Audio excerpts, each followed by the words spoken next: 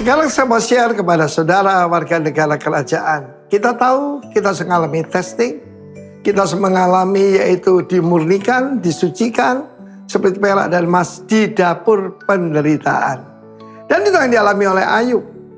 Dan saudaraku, di dalam ayat yang bagian terakhir dari pasal ini, bagaimana supaya berbahagia, yaitu ayat ke-7, sesungguhnya kami menyebut mereka berbahagia. Ya, yang kita melihat saudaraku, bagaimana supaya berbahagia itu apa? Bertekun, bersabar. Caranya adalah pertama-tama tidak nyalakan orang lain. Dalam hal ini seringkali kita dalam keadaan penderitaan, dalam ujian, kita nyalakan orang lain. Kita belajar dari nenek moyang kita Adam. Perempuan itu yang kau berikan padaku.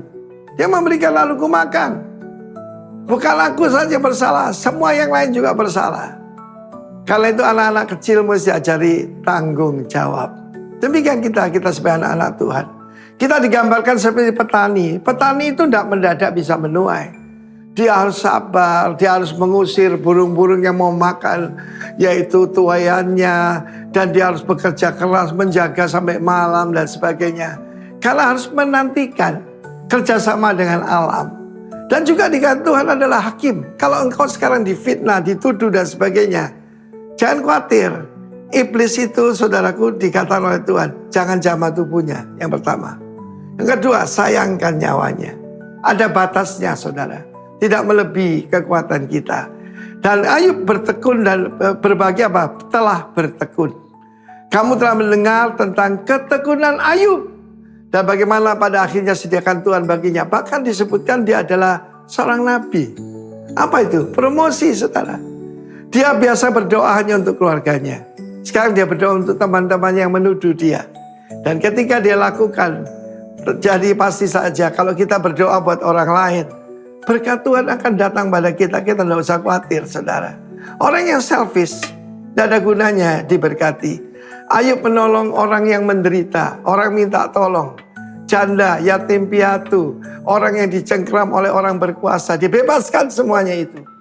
Kali Tuhan berkata, oke, I will restore you. Aku memulihkan keadaanmu.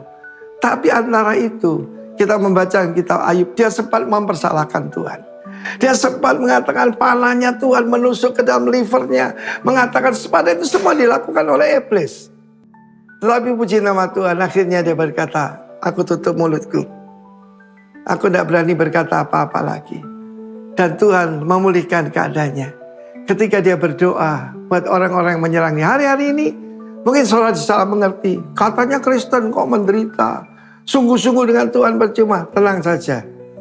Tetap bertekun. Dan Ayub yang adalah pengusaha biasa disebutkan, yaitu ketekunan seorang nabi. Dan luar biasa bukan? Ya. Jadi saudara yang kasih, caranya cuma satu, yaitu bertekun. Ada lagu zaman dulu yang tekun untuk bisa mencapai tujuan, ya. Jadi dalam hal ini, di dalam huruf Chinese itu adalah knife in the heart. Seperti pisau di dalam hati dan saudara pegang kuat-kuat. Memang sakit. Tetapi itu yang saudara tetap lakukan. Bertekun dalam penderitaan. Ketika kau bertekun dan percaya Tuhan akan memulihkan, keadaanmu akan jauh lebih baik sebelum kau mengalami testing. Ini caranya untuk hadapi saudaraku, yaitu testing ini. Bukan testing aja, refining. Begitu keluar, Ayub bukan jadi Ayub yang sama. Saya memberikan contoh yang paling hebat salah satu hari ini adalah Pastor Kong Hee dari Singapura, City Harvest. Dia setiap hari harus ngepel lantai 5 kali. Sebab yang bersama dia 7 orang lain itu semuanya harus sembahyang 5 kali sehari. Dan dia lakukan itu di tengah cemoohan, di tengah kata-kata. Di situ dia sadar banyak kekurangannya. Dan dia keluar lebih murni dari dulu. Salut Kong Hee, God bless you. Amin.